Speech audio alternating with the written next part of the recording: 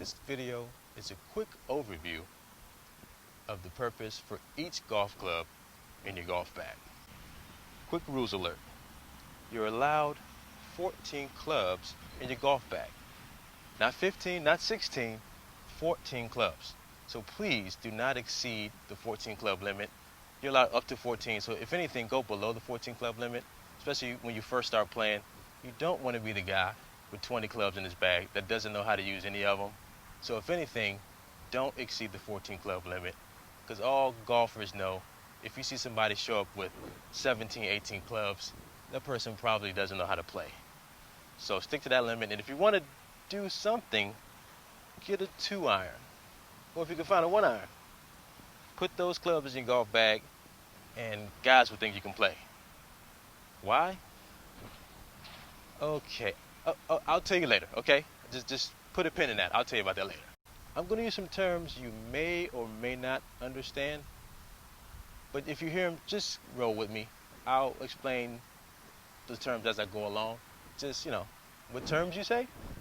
Bunker, sand trap, hazard, tee box, tee, flat stick, flag stick, pin, those types of terms. Let's begin with the most familiar club in the golf bag, the putter. If you've been mini golfing or putt-putt, you've seen a putter before. You may not know what it was called a putter, but you've seen a putter before. We also call it a flat stick. So the flat stick gets its name from its flat face. It's straight up and down, almost like a wall, 90 degrees to the ground. This is the ground, almost a 90-degree angle straight, because it just taps the ball toward the hole, in the hole, hopefully. And so this golf club is usually the shortest club in your bag, and it hits the golf ball the shortest distance. Okay? So you use the putter to putt on a putting green. Say it with me. So you use a putter to putt on the putting green. It's that simple, really. So simple. Let me give it a shot.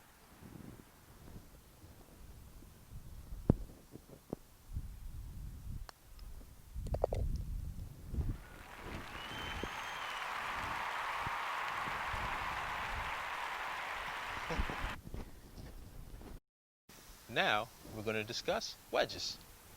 This is a wedge. This is actually a 56-degree wedge. Degrees don't matter. That's 56 degrees is the face angle. We'll talk about that later. But actually, the wedges have a sharper club face angle than the putter. The putter's face was more like that. This club face is more tilted toward the sky. This is 56 degrees from the ground is how it's measured. So this is a wedge. So these are the shorter clubs in the bag as well. The putter is the shortest. The wedge are next to the shortest clubs in the bag. And they are designed to wedge the golf ball from the ground. So the golf ball is usually on the ground, maybe in some rough or in some sand. And it just wedges in between the ground of the sand and wedges the ball and pops it up in the air. So wedges have a few reasons for their design. One is, like we just discussed, pop the golf ball out of the sand or out of the rough. They're also designed to hit the ball high and land soft. And they're also designed to hit the ball out of thick rough, which is very hard to hit out of.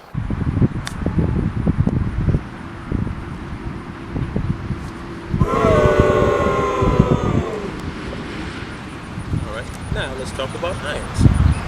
These are irons. These are designed to hit the golf ball specific distances.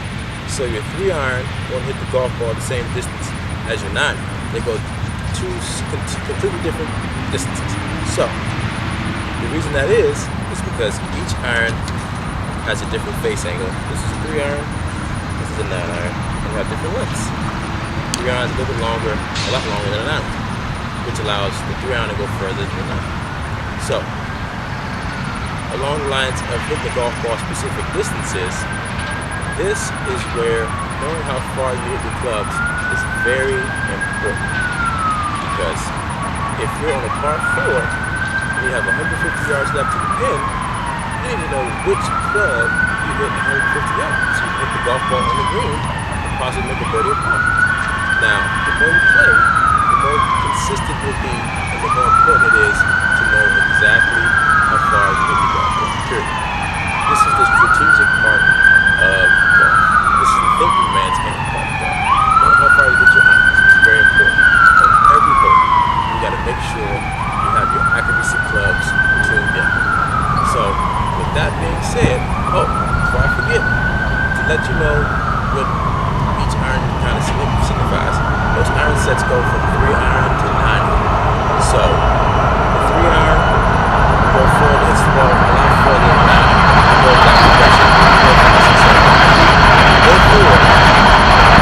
The higher the number, the shorter you hit the golf ball, and the lower the number, the further you hit the golf ball.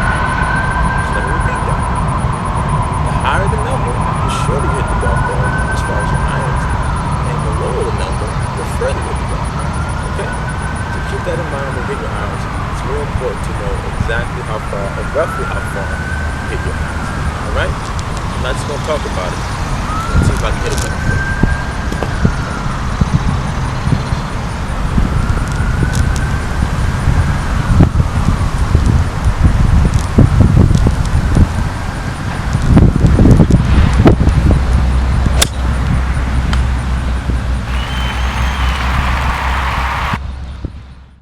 Now, let's talk about the fairway wood and hybrids. Let's first discuss the fairway wood. The name fairway wood, the wood came from the material the club was made from, the club head. It was made out of wood when golf originally started. And the fairway concept of the word fairway wood came from the club is typically hit off the ground from the fairway. Now, both these clubs, the hybrid and the fairway wood, are used to hit the golf ball further than the irons, typically to reach a par 5 and 2, or to hit a little bit shorter from the tee box. So both these clubs can be hit off the ground or teed up from the tee box. All right, let's give it a shot.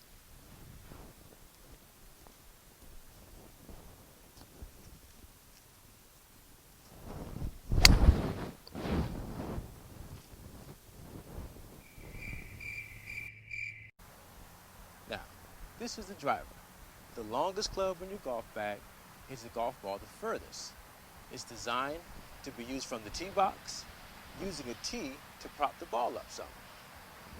Let me show you how it's done.